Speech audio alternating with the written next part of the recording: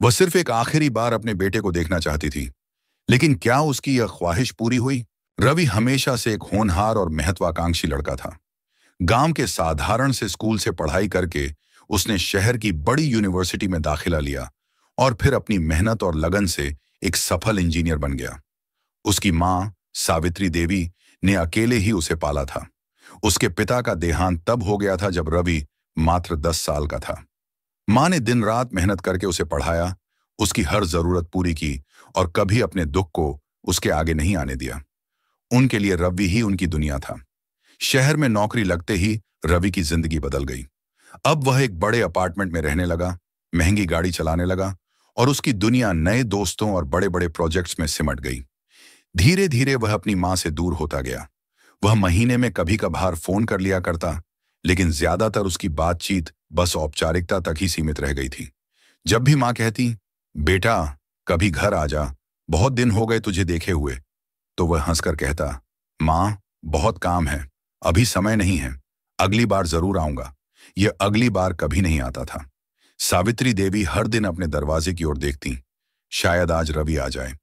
वह हर त्योहार पर उसके लिए पकवान बनाती, लेकिन वह कभी नहीं आ पाता।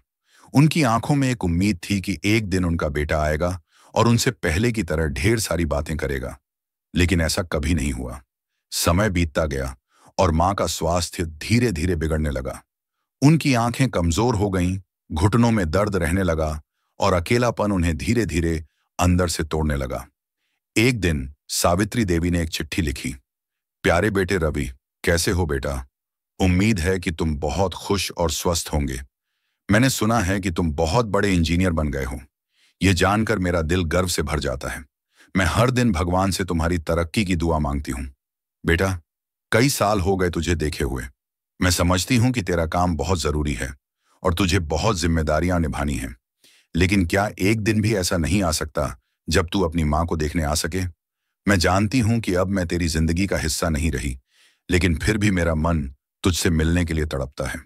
बेटा, मेरी आंखें अब कमजोर हो गई हैं। मैं अब पहले की तरह अच्छे से देख नहीं पाती। तेरी पुरानी तस्वीरें देखती हूं और सोचती हूं कि अब तू कैसा दिखता होगा। मेरा शरीर भी अब साथ नहीं देता, लेकिन मन अब भी उसी प्यार से भरा हुआ है जो तेरे लिए हमेशा रहा है। रवि, शायद अब मेरा समय आ गया है। मैं दिन ब दिन कमजोर होती जा रही हूं और अब शायद भगवान मुझे अपने पास बुलाने वाले हैं। लेकिन मैं तुझे एक आखिरी बार देखना चाहती हूं। क्या तू आ सकता है बेटा? अगर नहीं तो कोई बात नहीं, मेरी आत्मा हमेशा तेरे साथ रहेगी। तेरी मां सावित्री देवी।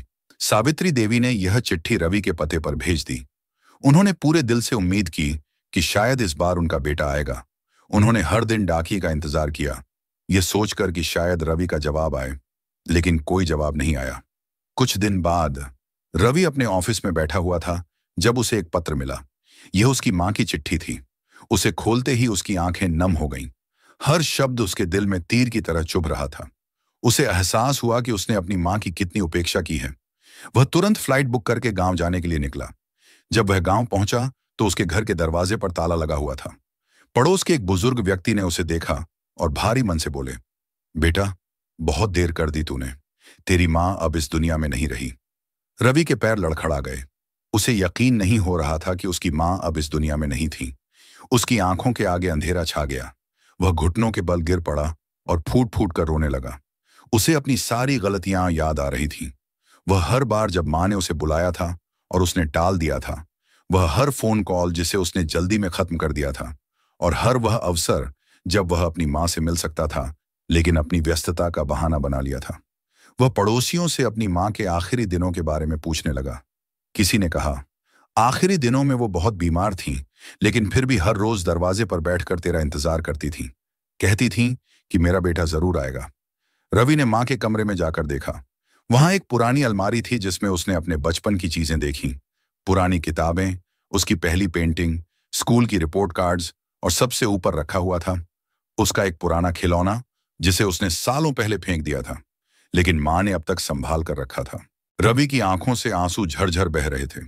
उसने मां की आखिरी चिट्ठी को अपने सीने से लगा लिया और फूट फूट कर रोने लगा।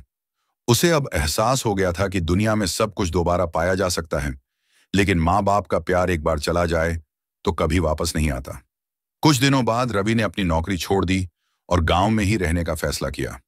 उसने अपनी मां की याद में एक अनाथालय खोला, जहां वह उन बच्चों को पढ़ाता था जो अपने माता पिता के प्यार से वंचित थे। वह अब दूसरों की जिंदगी संवार कर अपनी मां का कर्ज उतारना चाहता था।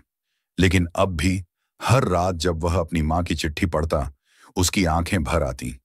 उसे यकीन था कि जहां भी उसकी मां होंगी, वे उसे देख रही होंगी और उसके फैसले पर गर्व कर रही होंगी। मां, मुझे माफ कर दो। मैं बहुत देर कर चुका, लेकिन अब तुम्हारे प्यार को हमेशा जिंदा रखूंगा।